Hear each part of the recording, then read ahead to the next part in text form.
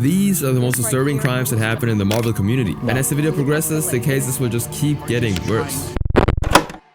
Regarded as one of the creators of the Marvel multiverse, any fan of the comics and the MCU knows who Stan Lee is. And this is why the whole community mourned the comic book icon when he sadly passed away on November 12, 2018. However, what many didn't know was that the months leading up to his death were littered with betrayal and shocking revelations.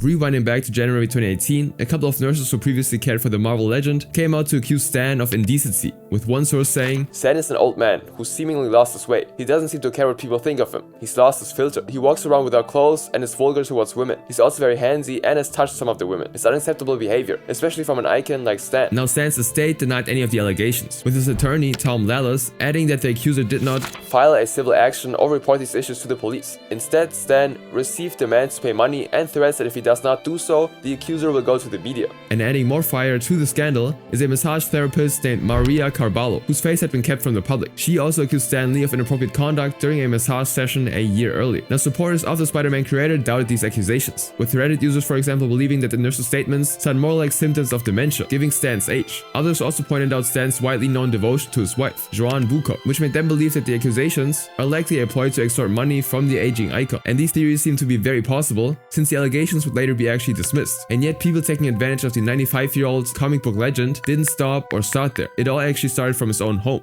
With Stan's declining health and the grief of losing his wife of 69 years, his publicist, Jerry Olivares, managed to get the power of attorney over him, which meant that Jerry was legally assigned to make decisions for Stan regarding his health, business, and finances. At the same time, Kaya Morgan, a memorabilia dealer who befriended the Marvel creator, also decided to fire Stan's longtime bodyguard, Max Anderson, for behaving aggressively towards his daughter, JC Lee. And Jerry and Kaya actually continued to fire and replace the staff working for Stan, many of whom had been with him for many years. And the two of them replaced them with their own workers, surrounding Stan with people under Jerry and Kaya's payroll. But their plans for the elderly Stan started getting attention when issues of the Mighty Thor number 700 and a variety cover of Rise of the Black Panther number 1 appeared at a Marvel Avengers station in Las Vegas. This might not sound weird until we see that the comic books were advertised to have been hand-stamped with Stan Lee's solvent DNA ink. Now, according to the certificate of authenticity that came with the copies, the comic books, which were being sold at up to $500 per copy, were hand-stamped using Stan's real blood. And just days after these bloodstained comics appeared, fans lining up to see Stan the Man noticed that the 95-year-old looked exhausted and confused, a stark contrast to his usually upbeat convention appearances. And one video even recorded Stan having to be coached on how to spell his own name while signing autographs. Put him back up. Stanley, S-T-A-N-L-E-E.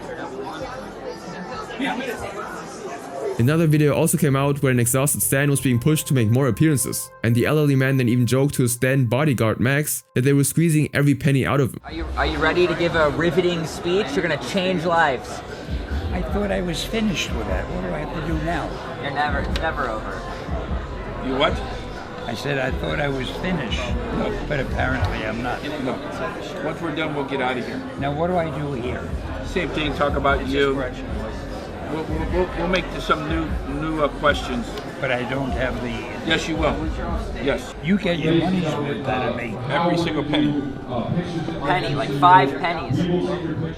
Now, the bloodstained comic books and videos sparked rumors that Stan was being subjected to elder abuse, painting the people closest to him as vultures after his money. And this actually included his only daughter, JC, as the word spread that she and her father had been arguing over her inheritance. And the claims, which allegedly came from Stan himself through his attorney, suggested that Jerry Olivares, Kaya Morgan, and JC's attorney, Kirk Schenk, had gotten close to his only daughter for an ulterior motive and purpose. And this truly escalated when Kaya made several 911 calls to Stan's home between May to June of 2018. And when officers responded to one of these calls, Kaya claimed that burglars had broken in, but police only found LAPD detectives and a social worker there who were looking into the Marvel Legend's condition. Another 911 call then led officers to keep Kaya away from Stan, suspecting that his manager was manipulating him, giving the repeated emergency calls. Are you having any problems with Kia? Because I know having problems with Kia. Because I noticed Kia kind of Kia. No. He's a good friend. We're working together on a million projects. The tired Stan defended Kaya to the officers at the time, but this wouldn't actually last long. 10 days after Kaya's last 911 call, he was arrested after investigations revealed that he had Stan isolated from his own family and made the false emergency calls to make Stan think he was in danger. And of course, that was all to control Stan and, more importantly, his money. The investigation would also reveal that Jerry, who as I mentioned had power of attorney over the Marvel creator, had used his authority to steal millions from Stan. Jerry even faked a medical order to convince Stan that they needed several vials of his blood for lab tests, and instead the blood was used to create literal blood-stained signed comic books sold in Vegas. Now, all of these actions were only possible after the passing of Stan's wife, Joanne, as she'd been the one keeping track of her husband's schedule, business, and bank accounts while he enjoyed the spotlight. So her death actually left Stan vulnerable, more than emotionally. And unfortunately, even after the comic book icon left this world, the exploitation didn't stop. Fans visiting the Los Angeles Comic Con in September of 2025 were shocked to see Stan greeting them despite being dead for 6 entire years. It's great to be back at conventions like this, surrounded by fellow Marvel fans and enthusiasts. Excelsior! This was made possible due to Cartoon Studios acquiring rights to Stan's likeness from his former company, Power Entertainment. Cartoon Studios then created an AI hologram of Stan to allow fans to speak to him from beyond the grave. All for $20, of course. Now, aside from Jerry and Kaya, Stan's former assistant and self-proclaimed friend, Jonathan Bolajak, also revealed himself to be profiting from the legend. After Stan was gone, he set up a Kickstarter to help him release his documentary on Stan's final days. He claimed that he'd been recording interactions with the creator to document how people took advantage of it. Why didn't Jonathan simply protect Stan when he witnessed everything? And why did he need the Kickstarter fund when he already had the footage? A Reddit post and YouTube video also exposed how Jonathan, despite claiming to be a friend of Stan's, had been profiting from him through selling valuable memorabilia, especially after the Marvel's creator's passing. Ultimately, in his final months and even after his death, Stan became not just an icon, but a lure for the greedy. Meanwhile, this next comic convention icon managed to gain the attention of his favorite Marvel creator, only to drag his own name through the mud in a bizarre way. Remember D. Pity, the guy who cosplayed a predator and an assayer, apologized and said that he would leave the community, deleted that apology, came back, and then doubled down by saying he was never really sorry? Cosplayer and YouTuber D. Pity was known for cosplaying as the Merc with a Mouth Deadpool and doing antics during conventions, which were filmed and made into GIFs, turning him into a living meme. And he was well received by Deadpool fans, so much so that he even inspired an official variant cover of 2012's Avengers #1, after he posted this viral video of Ryan Reynolds' character dancing to the K-pop song Gangnam Style. And Deadpool himself even name-dropped his cosplayer twice in his comic books, which would be mind-blowing to any fan. Now, despite having a YouTube channel that has over 3.1 million subscribers, D. Pity has kept his identity a secret, at least as of making this video. He hasn't posted his name online, nor even revealed his face, as all of his cosplays, including Deadpool, have him wearing a mask. Now, D. Pity likely thanked his decision to remain anonymous, since in 2024, he became the center of one of the dumbest cosplay skits in history. At SumiCon 2024, a strictly adults-only anime convention, D. Pity and fellow cosplayer Whole Wheat Pete decided to take things in a different turn. Instead of cosplaying as fiction characters like most would, they walked into the convention hall in Houston, Texas, dressed as rapper P. Diddy and singer Justin Bieber. Now, in the previous decade, this might not have ringed any alarm bells, but this cosplay duo was chosen specifically because of the horrible accusations and lawsuits against Sean Diddy Combs. And the cosplay choice was further criticized for Whole Wheat Pete dressing in Justin Bieber's trademark purple jacket from his years as a young singer. This was in light of rumors spreading about how the Canadian-born singer, who was at the time, was alone with the rapper and music producer for 48 hours back in 2009. Connecting this and the accusations that P. Diddy used people for things we really can't say on this video, the public began to speculate what happened in those 48 hours. And D. Pity and Whole Wheat Pete were not only aware of this controversy, but they referenced this and poked fun at it throughout their appearance at the convention. D. Pity even bought oil to splash all over Whole Wheat Pete and posted a skit where he doused the other cosplayer with the liquid while in the bathtub, hinting at what the rumors believed happened in the infamous 48 hours. Now, D. Pity, who's Filipino, was also called out for wearing a P. Diddy mask, which many considered as wearing blackface. Now, expectedly, people were angry, as they saw this as making fun of an already disturbing story, and famous cosplayers like Yaya Han spoke against them and told conventions to stop allowing this type of content. Fans also demanded for the two to be banned from future events. Now, as if to do damage control, Whole Wheat Pete posted an apology video a week later, only to delete the video soon after. D. Pity also apologized over on his Instagram account, even saying that the skit served as an example for others on what not to do when trying to create content. And yet, like his friend, he'd also delete the post, and even said in a later comment that he didn't want to apologize for the cosplay skits to begin with, showing his lack of remorse over the questionable cosplay choice. D. Pity simply changed his handle to just Pits, or Pits, to lessen the impact that the controversy is having on his socials. And since he's always kept his face hidden in his cosplays, he'll look like any other Deadpool cosplayer out there, so convention goers will continue interacting with him, most of them not knowing that he was the cosplayer that everyone is trying to cancel. From one community outrage to another, this next series of events has caused years of alarming hate and consequences. I do not need a 40-year-old white dude to tell me what didn't work for him about A Wrinkle in Time.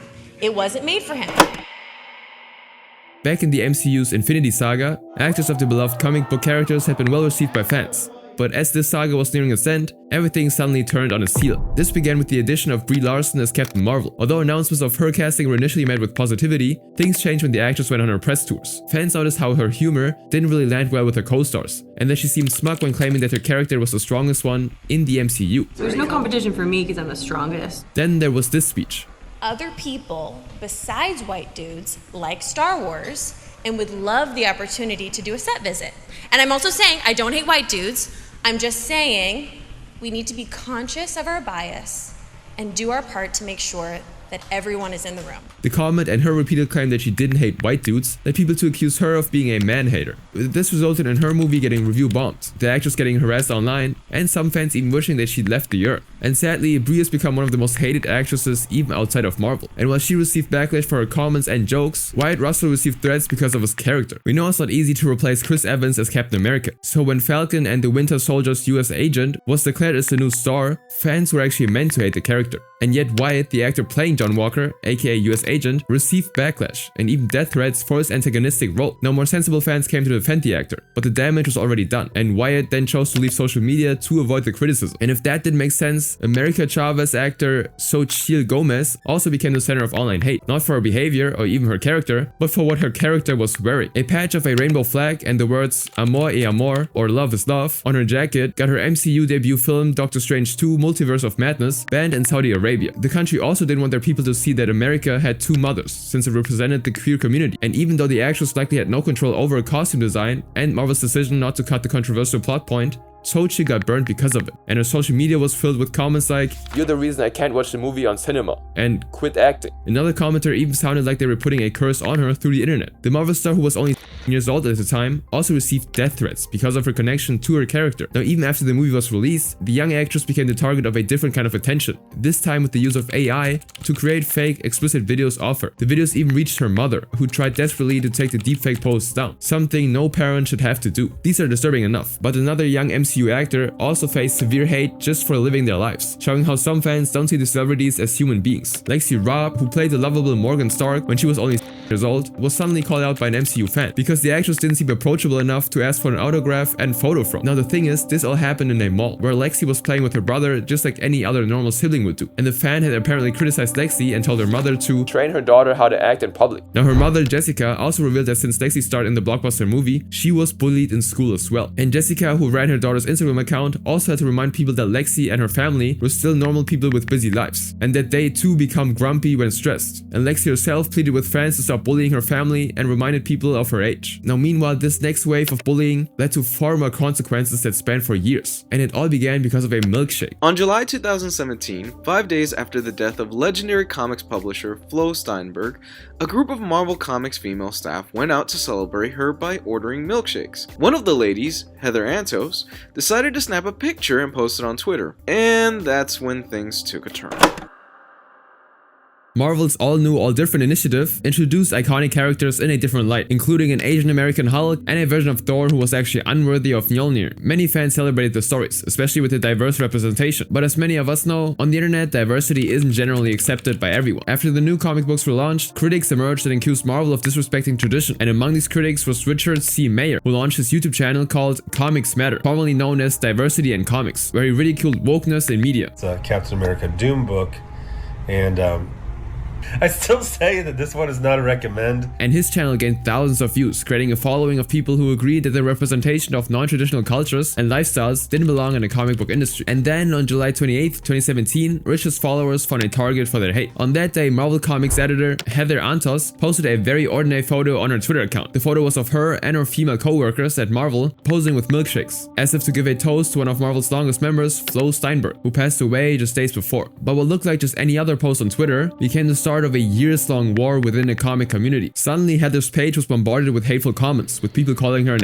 clown and a fake geek girl, the creepiest collection of stereotypical SJWs anyone could imagine. Two commenters even talked online about doing something unspeakable to Heather, but only after she signed a consent form, since she looks like the false charge type. Heather was then also doxxed by having her information leaked online, which could put her in real-life danger, given the earlier comments. Now Heather quickly called out the behavior, and a slew of support backed her and her friends up, creating the hashtag #MakeMineMilkshake in reference to the comic juggernaut's Make Mine Marvel tagline. However, this online war was just getting started. A group named Comicsgate was formed, claiming that they're a combination of comic book fans who are disappointed with the way that politics have been forced into the comic book medium. People, however, recognized that what the group meant by politics was actually the inclusion of diverse characters such as women, people of color, and denounced his people. One of Comicsgate's prominent members became Diversity and Comics, Richard, who uploaded a now deleted video on his YouTube channel titled The Dark Roast. In the video, he targeted Heather, calling her and her co-workers defamatory names and accusing them of doing certain favors to climb the comics industry ladder. Comicsgate then released a blacklist in February of 2018, urging people to not buy from a list of comic book creators that they believe were enemies. And this of course also included Heather. And as if granting their wish, just a month later, Heather actually announced that she was leaving Marvel, even though she framed this as her seeking new opportunities. But people from Comicsgate of course took that as a win. But while Heather began to avoid the controversy by separating from Marvel, the battle was still far from over.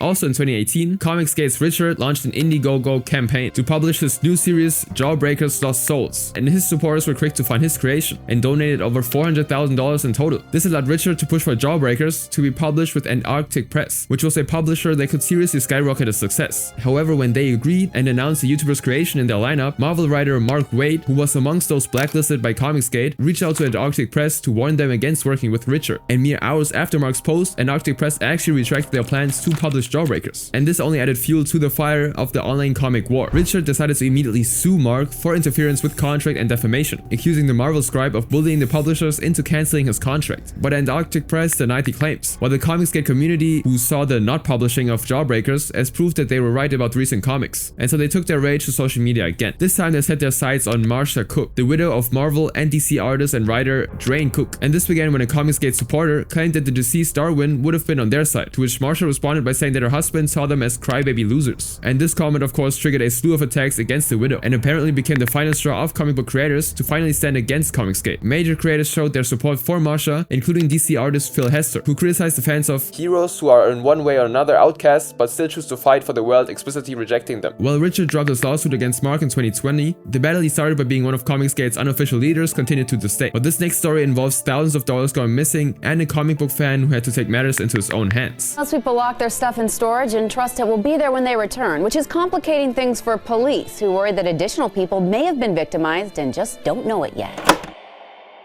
With the comic industry spanning over a century in history, some prints from the past have become high-valued commodities. For example, a 1939 first edition of Superman, #1, was sold for over $9 million in November of 2025. This shows how nostalgia and history of comic books can propel them from being originally sold for only 10 cents to being auctioned for millions today. And this is why a Waterbury attorney rented a CubeSmart self-storage unit in Shelton, Connecticut, to store one of his comic book collections. The collector, who we'll call Larry, kept 532 rare comic books that he spent years gathering. And the comic books included the first appearance issues of Spider-Man and the Fantastic Four, a signed copy of Daredevil #1, and a Silver Age issue of Captain America. All in all, the comic books were valued at around $200,000. So Larry trusted the self-storage facility, which offered climate-controlled units, secure access, and 24/7 surveillance. Larry thought that his years of investment would be safe there, and he didn't even bother to check his unit for more than 2 months, trusting that the password-protected entrances, elevators, and his own lock was enough. But this would end up being a mistake. On July 25th, 2019, Larry visited his secured unit and knew immediately that something was wrong. The lock in his unit was new, and it wasn't the one he'd left when he last visited the place. And so alarmed, Larry reported this to the police, and with assistance, the collector was able to access his unit again. The place was filled with other possessions, and yet nothing else was touched except for his 532 high-valued comic books, which were all missing. And besides the newly placed lock, there was nothing for the police to go with. There was no sign of forced entry, and the supposed 24/7 surveillance provided no trace of the theft. There were no fingerprints and no leads. No clue to where $200,000, years of work, and precious memories went. This was absolutely devastating for the comic book collector, and what's even more frustrating was how the police were ready to shelve this incident as a cold case. And even more mind-boggling is how this isn't the first or last time a high-scale burglary happened in a CubeSmart storage facility. Thousands of dollars have already gone missing in multiple branches across the country, including a branch in Queens, New York, where $30,000 worth of items were stolen during New Year's Day 2018. Larry realized that he placed his faith in the wrong company, and with the investigation seemingly going stale, he took matters into his own hands. Being an avid comic book collector, he knew where his merchandise would likely end up, and so for several weeks, he continuously checked places where the thieves might sell his comic books, and luckily, his efforts actually paid off. By September 3rd, 2019, Larry found 14 of his comic books being sold at an alternate universe comic shop in New Haven, and so very quickly, he reported this to the police, who would then interview the shop owner. According to his statement, the comic books were sold by 3 men carrying large bags, and the store owner didn't actually know the men, but he did write a check for one of them to pay for the comic books, and the name written on the check was James Wadsworth Sr. Investigators easily track James down, but the man claimed that he'd gotten the comic books from a co-worker who owed him money, and the comic books were simply there to settle their debt, and James insisted that he didn't know how his co-worker got them to begin with. Now this should have called for more investigation, and yet the police didn't follow up with his co-worker or look further into James' possible involvement in the case. Days would go by, with Larry not knowing where the rest of his collection went, and so frustrated by the slow investigation again, he took yet another step to solve his own case. This time he placed an ad offering $5,000 to whoever could give him information to catch the thief and recover his comic books, and almost instantly it worked. On October 7th, 2019, a tipster who remained anonymous told Larry that a man named Saul Salazar stole his collection with the help of James Wadsworth Sr. and his son James Wadsworth Jr. In fact, Saul had a unit in CubeSmart that was close to Larry's, and with the help of a relative who worked in CubeSmart, Saul managed to break into Larry's unit to steal the comic books, while the Wadsworth father and son helped him sell them. The tipster was even confident that if the police looked into Saul's car, they would find the remaining comic books. And so thrilled by his discovery, Larry relayed everything to the police, who in turn contacted Saul. Now to their surprise, Saul actually agreed to head to the police station to give a statement, but then he never actually showed up. This made investigators think that Saul was not only guilty, but was probably attempting to escape now that they were onto it. And with hundreds of thousands of dollars worth of comic books potentially in his trunk, Saul could very much just disappear forever. But fortunately, after just 2 hours of searching, officers managed to arrest Saul in his car, seemingly attempting to flee. But Saul actually claimed that he was on his way to the police station, but this was hard to believe considering that the officers found a large bag of rare comic books in his trunk, just like what the tipster said. So at the end, Larry managed to get most of his comics back. But one mystery remained. How exactly did Saul break into Larry's unit without being detected? Did he really get help by someone working in the facility? And this mystery was why Judge Kevin Russo offered Saul a bargain to reduce the sentence in exchange for revealing how he committed the crime. This could very much reduce Saul's sentence to 2 years instead of up to 40, while the investigation could also arrest potential accomplices and CubeSmart could discover flaws in their security. However, Saul rejected the plea bargain and instead pleaded guilty to first-degree larceny and conspiracy to commit first-degree larceny. He was given a suspended sentence of 10 years, which he could avoid if he served 2 years in prison plus 5 years on probation. James Sr. and James Jr. got their charges dropped after accepting an undisclosed plea deal. This next Marvel fan, however, would discover that a movie theater was not a safe place to be in. A movie theater shooting at Phipps Plaza in Buckhead.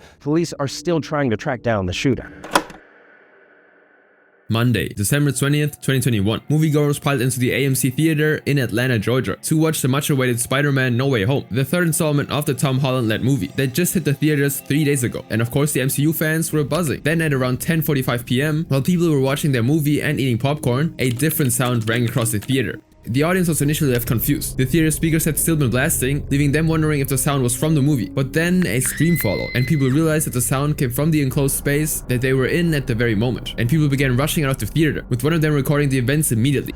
Somebody just started shooting in the movie theater, cuz I'm sitting there watching Spider-Man. This was because the first sound, the one before the scream, was a gunshot within the theater. A real firearm had been triggered, and no one knew if there would be more. Without a doubt, many in the audience feared for their lives. Shootings within movie theaters weren't new at this point. There was already a mass attack during a midnight showing of The Dark Knight Rises Back in 2012 that killed 12 people. Then there was a similar attack during a showing of the film Trainwreck in 2015 that killed 2 people before the gunman switched the firearm on himself. In fact, there was another shooting just months before in another AMC theater just 30 minutes from the screening of No Way Home. And now it was happening again. But how did the gunman actually get there? And why was this happening again? Security footage actually captured the suspect arriving at the theater wearing a dark coat and a white hoodie that kept his face hidden from the cameras. He was acting normal, and with him was a woman who was likely a witness. The suspect was then caught fleeing from the scene after the shooting, and the car that they used was also captured by cameras in the parking lot. Unfortunately, the footage was too blurry to actually see the license plate. Police were immediately called to the scene, and within minutes they confirmed that the gunman had already left. However, the shooting had injured a 24-year-old man named Raquan Cantrell Oti, who was shot in the abdomen while his date Miranda Renee Ross was sitting next to him. According to Amanda, a man had approached them since her date, Raquan, was sitting in his assigned seat. An argument broke out, and the gunman reacted by retrieving his handgun. Miranda immediately rushed out upon seeing the firearm, and when she looked back, Raquan had already been shot. Now he was rushed to the hospital.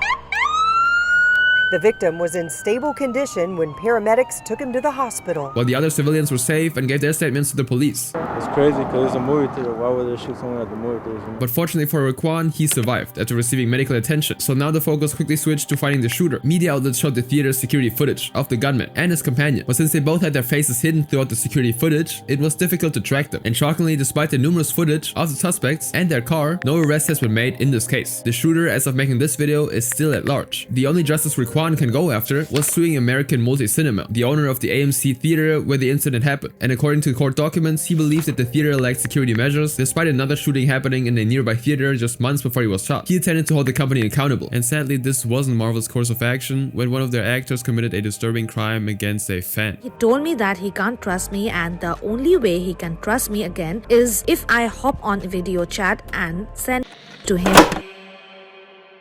When the show Ms. Marvel dropped on Disney+, the audience watched bright-eyed Kamala Khan get her wishes granted when she discovered her superpowers. This coming-of-age story about an Avengers fan turning into a potential young Avenger had a wide supporting cast, including Kamala's father, Yusuf, played by Indian actor Mohan Kapoor. However, mere months after the Disney+ show started streaming, one social media post revealed a dark secret. The actor playing Ms. Marvel's father, Mohan, was called out over a post on X, accusing him of attempting to get a little too close with a person who isn't even allowed to vote yet. The accuser, whom we'll call Emma, as her name is kept secret, claimed that she was when she befriended Indian actress Ashin Kaur, whom she was a fan of. Ashin would later connect her with her husband, Mohan, and at first the younger person looked up to and confided with the couple like they were her second parents. But then, just when she turned a year older, Mohan began acting differently. We constantly talked until I noticed that he started flirting with me. Then Mohan sent explicit images of himself to me. He apologized and was depressed, but he continued to harass me, said things like how he was in love with me, wanted me to grow up to be with him, and can't wait for me to get older so I can sleep with him. The unwanted attention even made Emma want to leave the planet, and yet when she told Mohan how his actions were affecting her, the actor turned the tables and blamed her for being untrustworthy, and he then demanded Emma to send him private things to regain his trust. With Mohan not showing any guilt over what he was doing, Emma went to his wife instead. But instead of protecting the younger person, Ashin had allegedly blamed the incidents on Emma, since she threw baggage at them, likely referencing the days when she confided in them about her life. Now, as expected with stories like this, the accusations outraged the fans, but at the time of this writing, Mohan still has been charged for the inexcusable behavior. Yet what makes things even worse was that despite the allegations coming out in 2022, Disney and Marvel have kept the actor in succeeding projects. Mohan appeared again as Yusuf Khan in the 2023 film The Marvels, and more recently he appeared in the Disney Plus reboot series Daredevil, Born Again in 2025. Fans believe that he should have at least been recast or his character taken out of the scripts. Instead, Disney, Marvel, and Mohan himself have yet to make a public statement about the accusations and have turned a blind eye from it. Now, people might think that Marvel and Disney are keeping Mohan around since it's difficult to recast him or remove his character completely from the MCU, but this isn't even the case, since the next two actors were far more influential to their cinematic universe and were still fired for their disturbing actions. Miller's accuser spoke to the Daily Beast anonymously and said the actor both physically and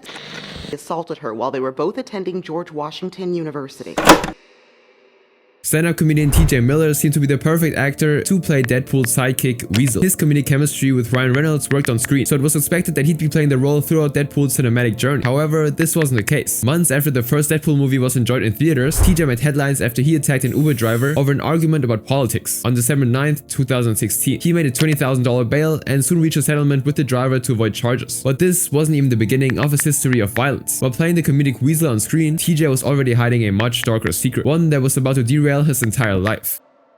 By late 2017, around the time TJ had already finished filming his scenes for the Deadpool 2 movie, the #MeToo movement encouraged an anonymous woman whom we'll call Sarah to reveal TJ's dark past. Sarah claimed that she dated TJ in 2001 while they were attending school at George Washington University. However, it was this relationship that allowed TJ to do something horrifying to her. He just tried a lot of things without asking me, and at no point asked me if I was alright. He choked me, and I kept staring at his face hoping he would see that I was afraid, and then he would stop. I couldn't say anything. She also alleged that TJ shook her violently and punched her, leaving her with a fractured tooth and a bloodied up lip. This all happened after Sarah had been drinking. So at first, she couldn't bring herself at the time to believe that it happened. It was me not wanting it to be true. With her in denial, she continued the relationship, which led to the second, more violent event. We started to fool around, and very early in that, he put his hands around my throat and closed them, and I couldn't breathe. I was genuinely terrified and completely surprised. Her roommates had heard her struggling, so they went to check on her, and likely saved her life as TJ released her to talk to them. But still confused, Sarah assured them that she was fine. This, of course, was another mistake. After her roommates left, Sarah said, "He put me back to bed, and more things happened." Now, the other things that happened are acts that we cannot say on YouTube, but her statements were enough for Daily Beast reporter Asu and Subsang to dig deeper into the incident. Asu eventually uncovered school records and spoke to people who were studying there at the time, and some testified that they heard violent thuds from Sarah's room at the alleged time of the incident and would later see Sarah with bruises. Sarah's ex-boyfriend also confirmed that she eventually filed a complaint against TJ to the school, saying, "I had a romantic relationship with her, and she spoke with me about TJ Miller attacking her. She was engaged in student conduct proceedings regarding the attack, and I remember the emotional toll that it and the subsequent conduct hearing placed on her." Asu then attempted to get information about the student conduct hearing against TJ, TJ, but the documents of course were sealed. Instead, witnesses to the proceedings claimed that TJ was expelled after he graduated, and despite the waves of testimonies against him, TJ still insisted that this incident wasn't true, but the damage was already done, and since he'd already filmed the scenes for Deadpool 2 at this point, it became his last appearance as Weasel. Now, not only did he lose his role in the MCU, he was also replaced mid-production in DreamWorks' How to Train Your Dragon: The Hidden World. As if to bite back after getting fired, TJ then began lashing out at his co-star Ryan Reynolds, saying, I got along with him a lot better on the first Deadpool because he wasn't a huge movie star. We had a really weird moment on Deadpool where he said, let's do one more take. And then as the character, he was horrifically mean to me as if I'm Weasel. So he was like, you know what's great about you, Weasel? You're not the star, but you do just enough exposition so that it's fun. And then we can leave and get back to the real movie. Likely in an attempt to save face, TJ also said, I would not have done Deadpool 3 if they came to me and were like, we want you to do Deadpool 3 and we're going to pay you twice as much. Now, fans were understandably enraged about his comments, and if they think TJ couldn't get any lower, his next actions proved them wrong. Right now, Amtrak, the MTA, and Westport police continue to investigate a bomb threat on an Amtrak train. More than 200 passengers and crew members were evacuated at the Greens Farm station in Westport around 7 last night. Losing his roles in 2 major film franchises likely caused TJ to go into a downward spiral, so when he boarded an Amtrak train from Washington DC bound for New York, his mind might have gone into panic mode. Suddenly, police received a call from TJ claiming that a woman in his train was carrying a bomb with her, and so immediately over 200 passengers were evacuated and officers were sent to investigate the scene. Hundreds of people feared for their lives, while TJ told the police that the woman in question kept checking her bag without taking anything out and seemed to want to get off the train without it. I'm worried for everyone on the train. Someone has to check that lady out. However, officers soon noticed that TJ was slurring his words, and a search concluded that there was no bomb in the train, and witnesses claimed that they've seen TJ drinking multiple drinks in the train and had hostile exchanges with a female passenger. Because of this, people believed that the drunk actor just wanted to get the woman he argued with in trouble, and so TJ was actually arrested for making a fake bomb threat. He made a $100,000 bail and eventually charges were dropped, as prosecutors agreed that the actor wasn't of sound mind at the time due to a previous brain surgery. TJ also promised to pay the expenses for the bogus bomb threat, and while it was easy to remove an MCU sidekick from the franchise, the next actor had such a big role that when the stories of his crimes broke out, Marvel went into a complete panic mode. Verdict in the case of Hollywood star Jonathan Majors. A jury has found him guilty of some charges in this New York criminal case, which stems, of course, from a domestic incident with his former girlfriend. After the mad titan Thanos was defeated at the end of Avengers Endgame, fans were eager to hear who would be the next big villain in the MCU. And when the Disney Plus show Loki came out, everyone went crazy over the reveal of He Who Remains, played by Jonathan Majors. And comic book fans immediately figured out that He Who Remains was a variant of the time manipulator Kang the Conqueror. It made sense that Kang, who can control and destroy entire timelines, would become the next big villain. And in Comic-Con 2022, Marvel confirmed this by announcing Avengers: The Kang Dynasty set for May 2nd, 2025. But things didn't go as planned. While Jonathan was praised for his portrayal of Kang, his personal life took a surprising turn that derailed Marvel Studios' plans for the next couple of years. On March 25th, 2023, less than a year after the Kang Dynasty announcement, Jonathan called 911 to get help for his ex-girlfriend, Grace Jabari. 911, you need police, 5 medical. She's unconscious. Okay. She's naked from the bottom down. She's my ex-partner. We broke up, I came back. Officers found Grace with a few broken fingers and a cut on her ear, which she claimed were the result of Jonathan beating her. And security footage from earlier that day were also found, showing Jonathan lifting Grace and throwing her into a vehicle. The two would then come out of the vehicle with Grace chasing Jonathan, who pushed her away. The actor was immediately arrested, and when the news broke out, his fate with the MCU began to crumble. While Jonathan faced charges of assault and harassment, Marvel Studios panicked, as the next Cinematic Phases villain could soon be in prison. He had just appeared in Ant-Man and the Wasp: Quantumania, where they teased the numerous Kang variants at the end. He also had a major role as another Kang variant in Loki's Season 2 later that year. That's years of story building that might end up going to waste. And the court hearings for Jonathan's case didn't do him any favors either. While on the stand, Grace testified that the fight began when she noticed another woman texting her boyfriend, saying, "Oh, I wish I was kissing you." And she added that as they argued over the text, Jonathan hit her on the back of the head, which caused a wound to her ear, then twisted her arm, which resulted in the broken fingers. She also revealed a recording of Jonathan months before the incident. How dare you come home drunk and disturb the peace of our house? I would like to get to the point. My temper, my trauma block, all that said, right? And I'm not saying I'm a great man. A great man. Along with the recording, Grace revealed text messages between them from September 2022. She alleged that these messages were after Jonathan had hit her, and he was encouraging her from going to the hospital, saying, "I fear you have no perspective of what could happen if you go to the hospital. They will ask you questions, and as I don't think you actually protect us, it could lead to an investigation, even if you do lie and they suspect something." And Grace replied, "I will tell the doctor I bumped my head. Why would I want to tell them what really happened when it's clear that I want to be with you?" This painted the actor as having a history of violence and aggression, and so the jury found Jonathan guilty on 2 misdemeanor counts of harassment and assault in December of 2023. 2003. And not long after the verdict, Marvel Studios officially announced that they were cutting ties with Kang's actor. Marvel Studios president Kevin Feige would also later claim that even before Jonathan's arrest, they were already considering changing their main villain. We started to realize that Kang wasn't big enough, wasn't Thanos, and that there was only one character that could beat that, because he was dead in the comics for decades and decades. Fans, however, weren't convinced that removing Kang was already planned, since Quantumania obviously was released 1 month before Jonathan was arrested, and the end credit scene clearly showed that the counts of Kangs were being set up as major characters in future films. Then Avengers Doomsday was announced to replace Kang Dynasty, and former Iron Man actor and fan favorite Robert Downey Jr. was revealed to be cast as Dr. Doom. This, however, left fans divided, with Reddit discussions saying, "As much as I love RDJ and I'm sure they'll give a great performance, they will be hard pressed to come up with a reason for the casting that doesn't smell of It feels like it's a distraction from something bigger." And while Marvel Studios attempts to cover up this major controversy, their animated studios are also in hot water. But more concerning is that they're a smear campaign designed to discredit my credibility in order to cover up egregious, prejudicial misconduct, stretching from select crew members on X-Men 97 all the way to the top of Marvel Studios.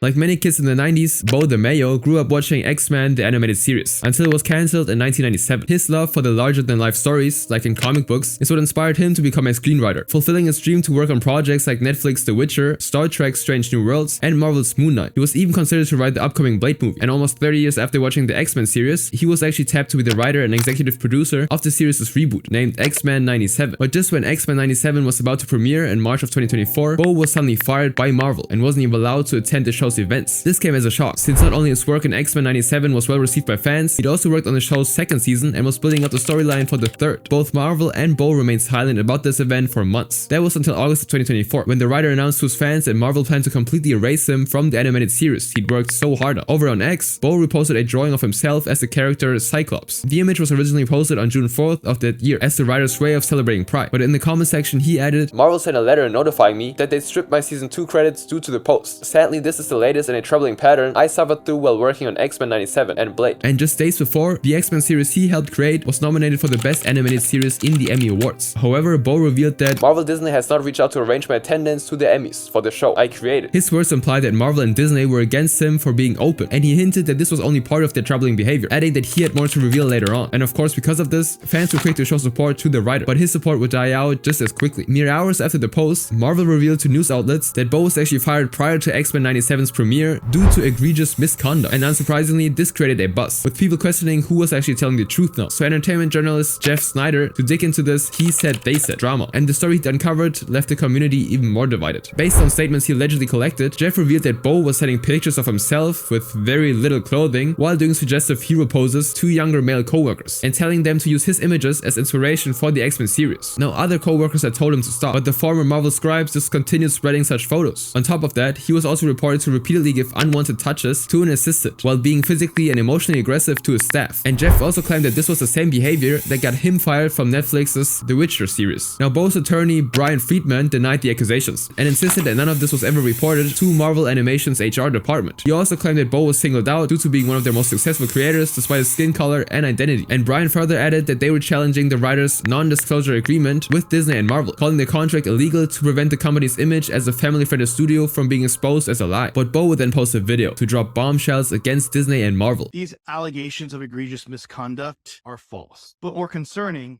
is that they're a smear campaign designed to discredit my credibility in order to cover up egregious, prejudicial misconduct, stretching from select crew members on X-Men 97 all the way to the top of Marvel Studios. Back when I was in high school, we called this gossip. According to Bo, this all started because he fought back against executives who wanted to change storylines, while he wished to remain loyal to the source material of the comic books and the 90s animated show. This disobedience is where the rumor of him intimidating staff started. To him, the rumor was only weaponized due to his muscular physique and his skin color. He then went on to accuse Marvel producers of suspicious behavior themselves, including one who got too close with an assistant and another two who showed his son a photo of Bo that was meant for dating apps. The final straw was when Bo was working with a fellow dark-skinned creative and a producer joked about cracking a whip at them. Bo allegedly reported all of these, but he revealed that in return, I was removed from the project in the middle of moving to Atlanta for production, and then had my role on season 2 of X-Men 97 aggressively marginalized. Bo also claimed that he had the receipts and eyewitnesses to back up his claims, and rather than dump them on the internet, he would prefer to relay them to authorities at Marvel and Disney, so that those responsible are able to receive what I did not, a full and fair investigation away from the public eye. Fans, however, weren't convinced. The rumors that similar behavior was what got him fired from the Witcher series. People were were now left wondering if he was only accusing Marvel and Disney of questionable behavior to divert the story from him. So far, the feud between Marvel and Bo is still ongoing. His civil lawsuit against Marvel's NDA is still pending, so we can just wait and see what will happen next. This next Marvel creator, however, not only lost his reputation, but also something else more permanent. He has never ever been in trouble.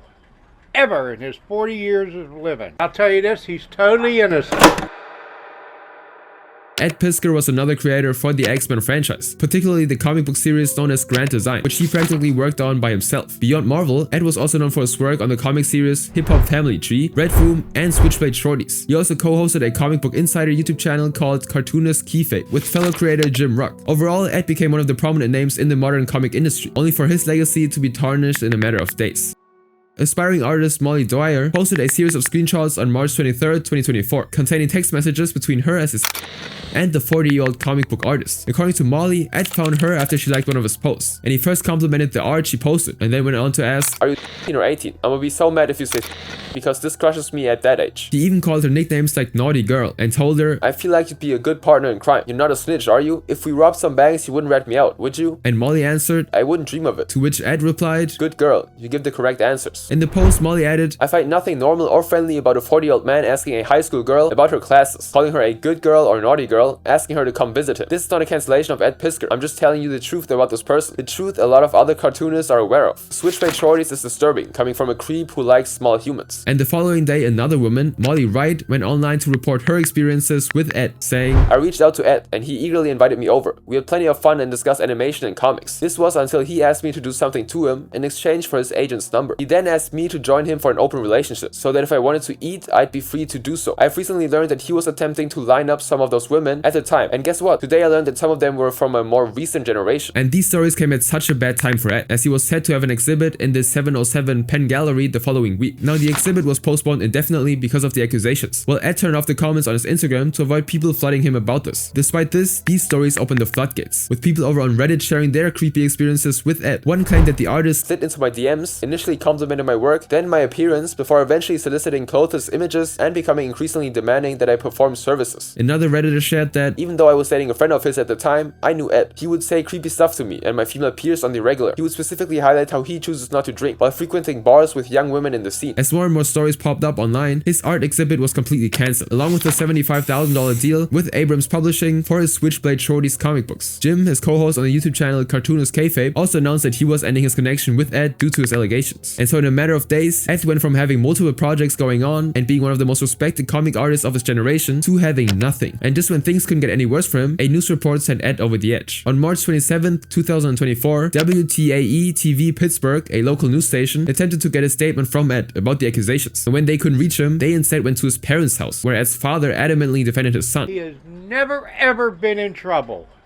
Ever in his 40 years of living. I'll tell you this, he's totally innocent. But what the news crew failed to do was hide the house number of Ed's parents' home, even mentioning in the report where the house was located, which ultimately led Ed's parents to being doxxed on national TV, and with his parents not only getting involved in the controversy, but also potentially being in danger from outraged fans who saw their home on TV. Ed finally took matters into his own hands. On April 1st, 2024, just a week after the first post that ruined his name appeared, Ed took to Facebook to post his side of the story, and the post linked to a Google Doc simply titled Facebook Note. He began saying, "I'm so sorry for being so stupid. I definitely should have never talked with Molly D. The language and optics look real dumb at best, but I promise my innocence. Especially out of context, it looks horrible. It was at the height of the lockdowns with no end in sight, and I was alone through most of it. I was just happy to have the internet to talk to people with common interests. There was no way I'd have a 18-year-old stay at my place. Maybe not 18 even. I was forward projecting to some unknown future when lockdowns were finished, and we could see people again." While he seemed apologetic about his interaction with Molly Dwyer, he denied everything that the other Molly Wright, said. In fact, he called her actions criminal and asked his family to file a lawsuit against her. He claimed, "I never had anyone lined up for an open relationship with her. I was never interested in a relationship with her. We had relations twice, and she initiated both times. We quit hanging out during lockdown, but kept in touch here and there, and I thought things ended naturally. She's a petty woman scorned, punitive and false. My house was burning and she threw gasoline on it. Reputation destruction is her form of aggression, and there were very real consequences." And as people went on to read Ed's lengthy Facebook note, names from the news sites and the comic book industry popped up, with the shamed artist calling them out for contributing to his online bullying, and thus adding to his already declining mental health and destroyed reputation. The post also showed him entrusting his business partner and his co-host host, Jim, to protect his intellectual properties and to post unlisted videos on the channel once the dust settled, so the artistic work won't go to waste. Now, readers of his note were already forming the outcome of his letter due to these specific requests, and his last message confirmed what they feared. I was murdered by internet bullies, massive amounts of them. Some of you out there absolutely contributed to my death as you were entertaining yourself with gossip. I wasn't AI, I was a real human being. You chipped little bits of my self-esteem away all week until I was vaporized. And Ed was actually found lifeless in his Pennsylvania home hours after his final post. His family announced his tragic end the same day, but the official cause of death and other details were kept from the public. All we know is that the hate and controversy that began mere days before had pushed the comic book artist to leave the world. And suddenly, the online community went from lashing out against Ed to remembering him and speaking out against online bullying. Sadly, this change in mindset was a little too late. This next story is also another case of personal struggles coming out too late, but this time the casualties were far greater. I don't think it would have taken too much at this point in time. He'd expressed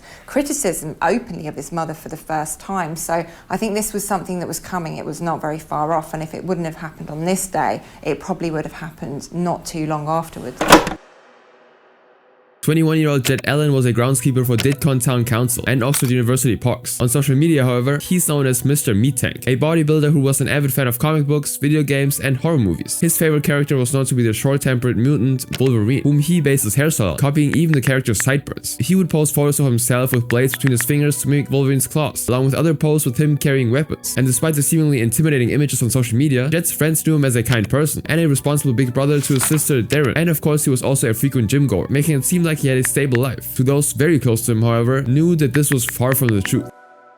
Jed would occasionally post about his troubles and confide in his friends about struggles at home. His mother, Janet, always had a problem with misusing medicines and alcohol, so much so that she once even crashed a car while intoxicated. This led to Janet losing custody of Jed's two younger half-siblings, leaving him alone to grow up watching his mother spiral out of control. Now, things seemed to get better when Janet married Philip, and together they had Darren, but what seemed like the start of a happy family ended again when both parents started using substances. And as if this wasn't enough, Jed himself started spiraling as well, and told his friends that he discovered a dark family secret, though he didn't tell them what it was. Then, on May 23rd, 2015, Jed spent the afternoon with friends at a pub. He parted ways with them like he normally would on any other day. But that night, between 6 to 7 in the evening, 7 of his friends would receive troubling text messages. The messages hinted that he'd done something bad, and that his dog, Ted Lee, deserved better. More alarmingly, one text said, I know what I've done is wrong, but I love you all, and I will soon be in a better place. I need your help. I need you to call the police. His friends feared that Jed was about to attack himself, so they rushed to his family home and found the worst possible thing. Jed's mother, Janet, his stepfather, Philip, and his half-sister, Darren, had all passed away from multiple stab wounds. The entire house was a crime scene, and Jed was nowhere to be found. The brutality of the scene was only made more devastating when Jed's friends found a red message on a wall saying, I'm sorry, I know the truth. I don't want it for me and my family. This is the end. Immediately, the police were called, and the autopsy soon concluded that all 3 victims were attacked using the same hunting knife that Jed owned. All of them also had defensive wounds, suggesting that the victims, including Darren, tried to fight for their lives before their tragic ends. These shocking details prompted a manhunt for Jed, since police believed he was dangerous, and so over 100 officers searched for the suspect, scouring the parks that the groundskeeper worked in. Now, CCTV footage was later discovered. It showed Jed calmly buying water from a convenience store at an Oxford train station, then of him walking through the city mere moments before his family's bodies were discovered. And as the manhunt stretched, news outlets began calling him the Wolverine killer. After discovering his Instagram account, it showed his fascination with the comic book character. Meanwhile, people were left wondering what pushed Jed to commit the crimes, only to soon discover that the man had taken his motives to the grave. After a 30-hour search, Jed was discovered to have used a rope to leave this world too, in a wooden area near Marston Ferry Road. And a toxicology report showed that he wasn't under the influence of anything at the time of his death, so Jed had consciously left this world. With the killer found now, people were still left wondering what caused the events on the night of May 23rd. Earlier that day, for example, Jed didn't show any kind of signs that he was planning out the crime, and even if he didn't get along with his stepfather and his mother, friends knew that he adored his little sister, so why did he attack her as well? A former neighbor, Jane Illott, shared that Janet was the troubled mother even when her eldest son was just a boy. In fact, Jed, who would be around 11 years old at the time, had asked Jane for help whenever his mother was having a bad day, and that Jed ended up taking the responsibility to care for her mother and his siblings at such a young age. When his siblings then were taken away from him, Jed had allegedly taken it too hard, feeling guilty that he couldn't protect his siblings. Now in 2012, he actually started seeing a therapist who put him under medication for his depression, although the therapist quickly saw him doing better. But Jed was most likely just hiding his troubles, and his mental health still continued to decline. Given this history, experts believe that Jed might have had a psychotic break that led to this crime. Another theory was that Jed didn't want to repeat the cycle of his family falling apart due to his mother's dependency, while others wondered if the man had only meant to hurt Philip, but couldn't bear the idea of his mother and his sister being traumatized by his actions, so he chose to end their lives as well. Ultimately, we may never know why Jet committed the crime and what he meant when he told his friends that he discovered a dark family secret. However, experts did believe that his fascination over Wolverine was an outlet, as he saw the mutant as a heroic figure despite his rage. However, in contrast, this next Marvel fanatic committed an act of violence for the strangest reason. Courts also heard that she could have literally died. I mean, one of the stab wounds was literally centimeters away from the main artery in her neck.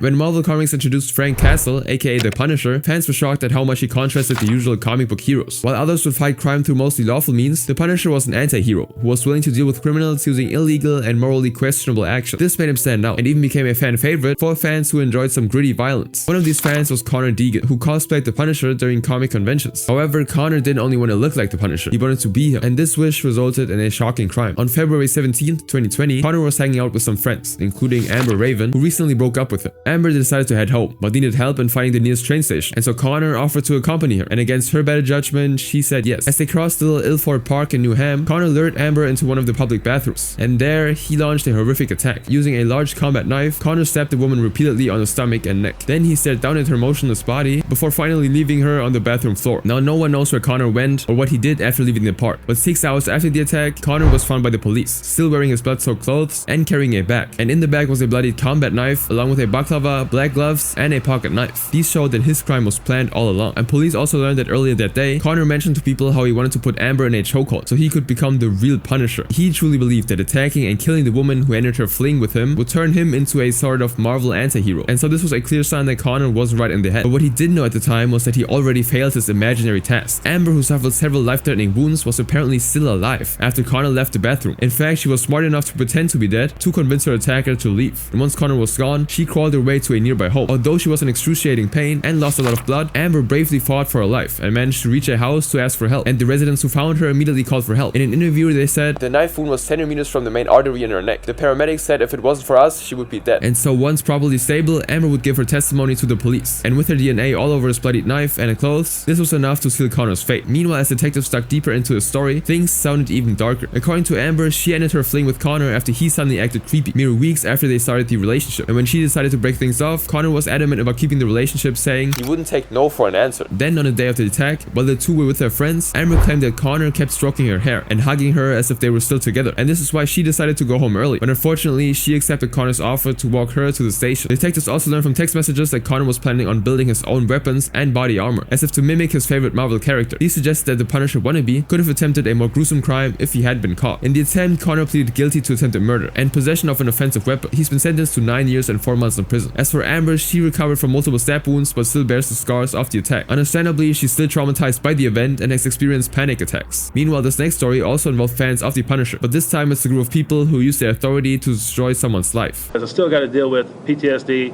I still got to take medication on and off my life. I'm not the same guy I was before. Frank Drew Jr. worked as a truck loader at a medical supply company, but also moonlighted as an entertainer for bachelorette parties to make ends meet. His friend Lovell Harris helped him out in his side job by carrying and preparing his equipment. On the night of October 23, 2004, Frank was hired to perform at a party attended by Kirsten Antonisson and Katie Brown. Now after they did their whole gig and the celebration was over, Frank and Lovell had befriended some of the partygoers and went to a bar with them to extend the evening. And so they spent time together past midnight on October 24. Kirsten and Katie then invited Frank and Lovell to a housewarming party that they were going to, and unfortunately for them, the men said yes. The four of them arrived at the housewarming party that was hosted by Andrew Spangler, a Milwaukee police officer, at around 2:30 in the morning. Among his guests were his fellow officers and friends, and because Frank and Lowell were of a different skin color, seeing that the alcohol-filled party comprised mostly of white people made them a bit uncomfortable. This awkwardness was heightened when Katie and Kirsten left the two men for a few minutes, and then returned to find them claiming that they'd heard unsavory comments from the already intoxicated guests. Because of this, the four then decided to leave the party, mere minutes after arriving, and this was the second big mistake they made that evening. Just when the group was getting into Kirsten's truck to leave, 10 men suddenly burst out of the house and marched towards them. Among the men were Milwaukee officers Andrew Spangler, John Barlett, Daniel Mazarik, Ryan Packard, and Ryan Lemke, John Closing, and Joseph Stroman. Apparently, moments after the group left, Andrew noticed that his wallet was missing, and the wallet contained his police badge, so it made him panic. And because Frank and Lowell, whom he didn't know, had just left before he noticed the wallet missing, he jumped to conclusions and decided that they'd stolen it and left to escape. Frank and Lowell denied the accusations, but the group was unconvinced and started threatening them, even using racial slurs against the men and vandalized Kirsten's truck. Now, the group inside the vehicle desperately kept themselves, themselves locked inside and called for help, but ultimately the men were able to drag them out of the vehicle one by one. The off-duty officers then began searching for the wallet inside the vehicle and amongst the terrified guests, and even though they didn't find any signs that they'd taken the item, the men proceeded to commit one of the most brutal crimes the city would know. The men began beating Frank and Lowell, forcing them to confess to a crime that they didn't even commit. Lowell managed to escape after receiving a cut on his face, but Frank was cornered. The women immediately called 911, and though some of the off-duty officers tried to threaten them against calling for help, cops were dispatched to the scene by 3 a.m. But despite this, the violence still didn't stop. The officers who arrived at the scene, Joseph Schabel and Nicole Martinez, knew the men who were committing the violence. And in fact, Joseph Schabel even helped in beating Frank after hearing that he might have stolen his colleague's badge. And so even calling the police didn't help at all. Frank suffered severe injuries that night, including 2 broken fingers and damages to his ear canals, after John Bartlett used pens to press into his ears. Making matters worse, the officers on duty arrested the bloodied Frank by 3:09 a.m. despite being the victim of brutality. Because of the injuries, Frank was taken to the hospital where doctors and nurses were left horrified by his state. But luckily, the events triggered an internal investigation into the officers who were involved in Frank's beating. And in the investigation, Captain James Golewski would discover that within the Milwaukee Police Department was a rogue group of officers who called themselves the Punishers. And of course, the name being based on the hero we just mentioned. Now, Captain James alleged that the officers who harmed Frank during the housewarming party were part of this group, which could explain their violent behavior despite not having evidence that Frank had committed any crime at all. The officers were allegedly found to have tattoos, car decals, and stickers on their lockers, and memos inspired by the skull emblem of the Marvel anti-hero. Some even had the skull logo with the number 7, indicating the Milwaukee District 7 Police Department where they were employed. John Bartlett was even caught trying to purchase a heavy firearm, similar to what the comic book character used after he was out on bail, awaiting the Frank Jude Jr. trial. Ultimately, the so-called Milwaukee Punishers were sentenced for their crimes against Frank, while the victim received a settlement of $2 million from the city of Milwaukee. But still, the official Milwaukee Police Department denied that the Punisher group ever existed, and the investigation into this matter seemed to have stopped. For the last story, however, investigations and even arrests are still ongoing to this day, and this is because a seemingly vibrant event has turned into the venue of a disturbing crime that has countless victims. It was all part of a sting operation targeting traffickers at Comic-Con last weekend. The San Diego Human Trafficking Task Force worked with the Department of Justice as well as the San Diego Sheriffs and the police departments to conduct this sting. Earlier, I mentioned the jaw-dropping announcement of Avengers Doomsday and the casting of Robert Downey Jr. as Dr. Doom. This happened during the Marvel panel in San Diego Comic-Con of 2024. But apart from this announcement, this panel also hyped up the upcoming releases of Deadpool and Wolverine, Captain America Brave New World, Thunderbolts, and Fantastic Four First Steps. Much like in every other Comic-Con in the last 2 decades, Marvel dropped their biggest news to great fanfare. But what their audience failed to notice, however, was that just outside the walls of Marvel's Hall H, a bigger and more disturbing event was unfolding. Unbeknownst to thousands of people attending the celebration of geek culture, up to 50 officers in plain clothing mingled with the crowd throughout the event. And this was because multiple government departments, including the FBI and Homeland Security, had formed a special task force to investigate and prevent a crime that they expected would be committed during the Comic-Con. And what was this crime? It was human trafficking, especially involving younger people. San Diego, California apparently ranked 13 for the most reported cases of trafficking in major cities at the time. And according to General Attorney General Bob Bonta of the San Diego Human Trafficking Task Force, traffickers specialize on large-scale events such as Comic-Con to take advantage of their victims for profit. With this in mind, agents from the Special Task Force posted ads on online chat websites luring both potential victims and suspects for meetups during Comic-Con. And then on the day of the event, 34 to 50 undercover cops posed as buyers during Comic-Con weekend to approach people they believed were victims. This all happened around people who were innocently cosplaying, buying merchandise, and eagerly waiting to meet and greet their favorite celebrities. Surprisingly, despite the large operation, even organizers of San Diego Comic-Con weren't notified about the sting. Event goers also didn't suspect anything was happening, as the entire operation was kept quiet. And then eventually they struck. By deploying their ads and posing as potential sellers of human trafficking, they arrested countless potential buyers. Overall, 14 buyers and traffickers were arrested. At the same time, 10 victims were rescued, including a 16-year-old girl. This confirmed what the Special Task Force feared, that vibrant events at Comic-Con were being used for crimes against the younger generation. So far, the department has yet to release the names of the suspects, and the charges against these people haven't been made public. The victims' information, of course, is also protected to secure their privacy. However, the director of Bilateral Safety Corridor Coalition, Marisa Ugard, did assure the public that they would be caring for their victims. We'll do crisis intervention, we do case management, we find them jobs, housing, and everything. But of course, the battle isn't done. After the success of the sting operation during Comic-Con 2024, similar missions were done in major events like the Super Bowl 2025 in New Orleans. Another operation also happened during the San Diego Comic-Con in 2025, which arrested another 13 suspected traffickers.